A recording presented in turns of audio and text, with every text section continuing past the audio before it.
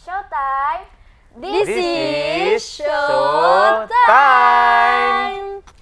Nah, Shobi, di segmen sebelumnya kita udah bahas nih mengenai berita Gen Z yang enggan menikah. Nah, selanjutnya kita akan mengundang narasumber yang sangat keren ini untuk membahas dan mengulik lebih dalam lagi mengapa sih Gen Z ini enggan menikah. Benar, Kak? Bener banget nih Kak, di samping kita ini sudah ada narasumber hebat kita bersama Bapak Thohir. Beliau adalah seorang Kaprodi Bimbingan Konseling Islam di Fakultas Dakwah dan Komunikasi. Selamat siang Bapak. Selamat siang. Bagaimana kabarnya siang hari ini? Alhamdulillah, semangat. Masya Allah, semangat terus ya Bapak. Iya. Nah, kali ini Bapak kita akan berbincang-bincang tentang Gen Z ini kenapa enggan menikah. Baik.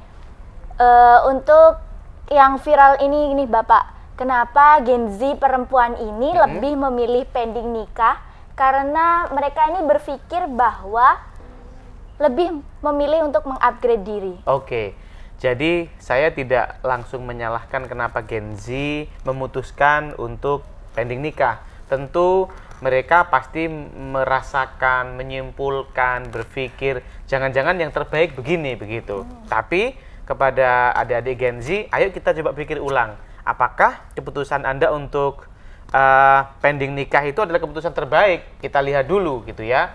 Nah, ada banyak faktor mungkin latar belakang dalam keluarga atau ada kejadian-kejadian yang menyebabkan Gen Z pending nikah atau takut, khawatir tentang karirnya. Jadi kita lihat dulu nih, jangan-jangan mereka ada benernya, jangan-jangan tidak tepat. Maka diskusi kita, ayo kita kupas lebih dalam. Oh iya.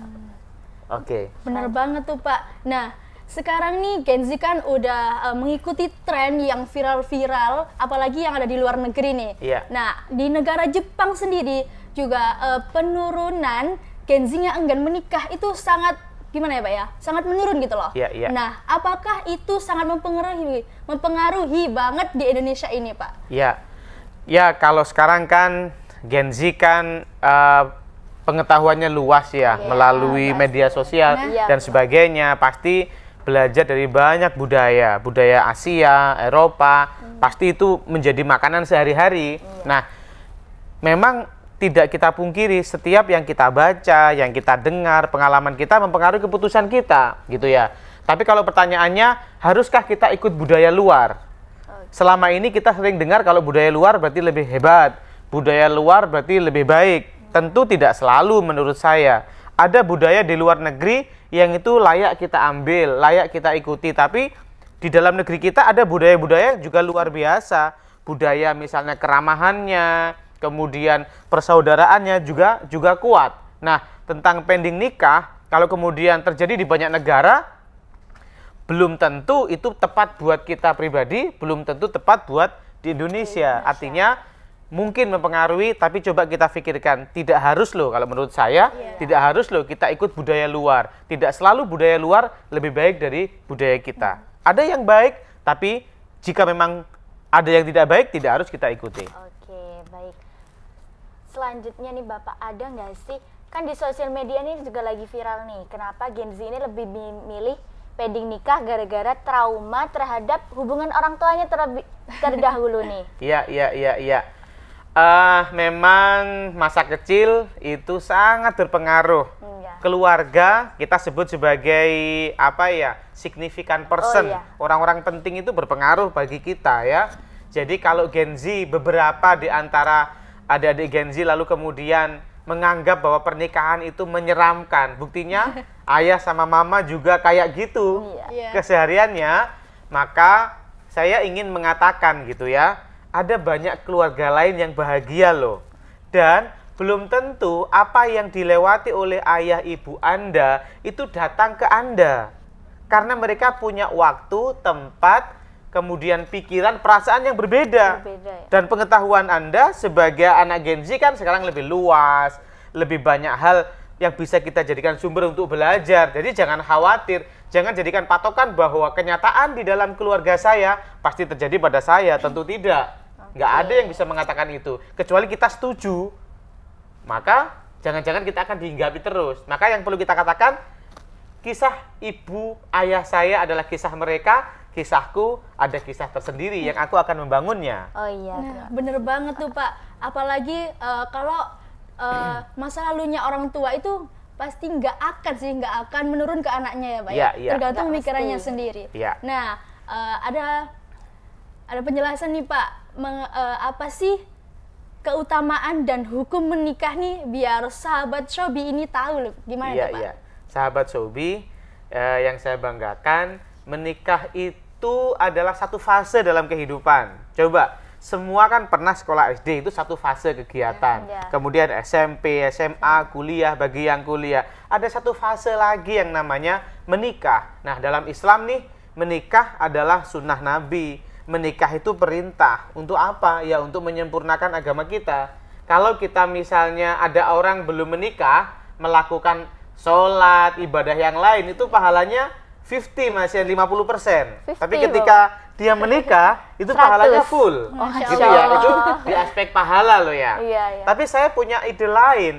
Kalau kita menikah itu sebenarnya, kalau kita awalnya punya energi 100, dengan menikah untuk mencapai misi dan impian-impian kita jadi punya energi 200. Iya kan? Energi dari pasangan kita itu Iya. malah menambahin. Jangan dibalik. Kalau aku menikah berarti energiku tinggal separuh dong. Tinggal Karena 10 nih. aku energinya 100, kemudian hidupku akan diambil juga perhatian anak dan istriku. Jangan berpikir begitu. Saya bisa punya energi 200 untuk meraih mimpi-mimpi saya dengan menikah. Dan kemudian itu sunnah Nabi. Dan jangan lupa setiap orang punya rezekinya masing-masing loh. Iya. Kita dari kecil nggak pernah ngurusin rezeki kita makan-makan. Hewan tuh, tumbuhan Iya. di hutan Iya, itu nggak benar. pernah kita pikirkan juga baik-baik saja. Maksudnya adalah kalau udah menikah jangan bayangin, waduh penghasilanku bakal dimakan oleh 2 orang nih, bakal dimakan oleh anak-anak 4 orang nih. Waduh nggak cukup kalau biasanya main, kalau biasanya meraih impian. Enggak juga. Setiap orang punya jatahnya masing-masing. Kalau kita penuh kesadaran dan meniatkannya dengan niat baik, akan selalu ada jalan untuk kita oke di menikah, juga lanjut di meraih karir dan mimpi kita masing-masing. Oke, terima kasih Bapak. Baik Bapak, terakhir nih, saran buat Gen Z, teman-teman Shobi juga nih, saran buat kedepannya nanti jika memilih untuk ke jenjang pernikahan. Oke, adik-adik Gen Z yang saya cintai, setiap hidup Anda punya kesempatan 1 kali. Katanya Tulus kan, ya kecil iya. 1 kali ya, muda 1 kali, tua jadi Bener 1 kali. Jangan lupa loh, Anda punya kesempatan muda juga 1 kali. kali. Muda menikah sambil muda berkarir, itu adalah fase yang nggak dimiliki oleh mereka yang muda karir aja nggak menikah. Oke. Masing-masing punya keindahannya masing-masing gitu loh. Iya, Asalkan punya pikiran positif, kita bisa jalaninya. Jadi jangan kita lupa satu kesempatan. Menikah masih muda, itu akan ada keindahan yang berbeda. Misalnya nih, anak masih kecil, kita masih sehat, kita masih bisa bermain sama mereka. Itu pasti berbeda. Karir, orang sering berkata bahwa menikah menghalangi karir. Asalkan kita sudah berikhtiar, memilih calon pasangan kita yang seide, seiman, yang saling support, itu malah asik kok. Yang mungkin selama ini Anda belum berpikir memilih pasangan yang seide. Anda berpikir pasangan asal pasangan aja dan Iya. selalu berpikirnya dia malah menyusahkan. Tentu tidak. Jadi pasangan hidup kita bisa mempercepat. Ini kisah murni saya ya. Masya Allah, Jadi Bapak. ketika belum nikah tuh saya kan ngasih bimbingan belajar tuh kan Iya. ke anak-anak lah di rumah-rumah gitu. itu kalau kita lihat fee-nya, kalau sekarang saya sebutlah misalnya seolah-olah fee-nya itu anggaplah sebulan 1 juta misalnya. Iya. Setelah saya nikah tuh, ada keluarga yang ngundang saya untuk bimbingan belajar, termasuk bimbingan ngaji ke orang tuanya, yang fee-nya itu 4 kali lipat. Masya Allah. Lalu saya berpikir, kenapa nggak dulu-dulu ya? Saya dapat fee sebesar itu. Ini berkah menikah Iya, ya. tapi jangan-jangan Allah bilang, kamu kebutuhan kemarin kamu nggak besar, enak aja. Sekarang kamu udah nikah, udah disetting sama Allah, kemudian kita akan ketemu dengan project, ketemu dengan karir yang melengkapi kebutuhan kita. Tapi selama kita menjomblo terus, Anda akan rezekinya rezeki jomblo. Maka menikah itu mulia, menikah itu penting, menikah itu meningkatkan dan memperbesar energi kita, bukanlah penghalang untuk karir. Oke. Terima kasih Bapak Tahir. Di segmen kali ini kita sudah bertanya-tanya banyak nih tentang kenapa Gen Z ini lebih memilih pending nikah. Di segmen selanjutnya nih teman-teman, kita akan bermain seru. Bener gak nih Kak Afifah? Wah, bener banget nih Kak. Di segmen selanjutnya kita akan main seru-seruan bersama Bapak Thohir yang sangat keren ini. Nah, Sobat Shobby, perlu diketahui ya, di kitab Uqudul Lijan, Fathul Izar, dan Qurratul Uyun, bahwasannya menikah itu indah loh teman-teman. Apalagi cinta timbul setelah menikah. Wah, sangat gimana tuh, Pak? Sangat Beda indah, banget. sangat beda banget. Iya, Oke. iya. Oke teman-teman, jangan skip video kali ini, tetap di Showtime. This is Showtime.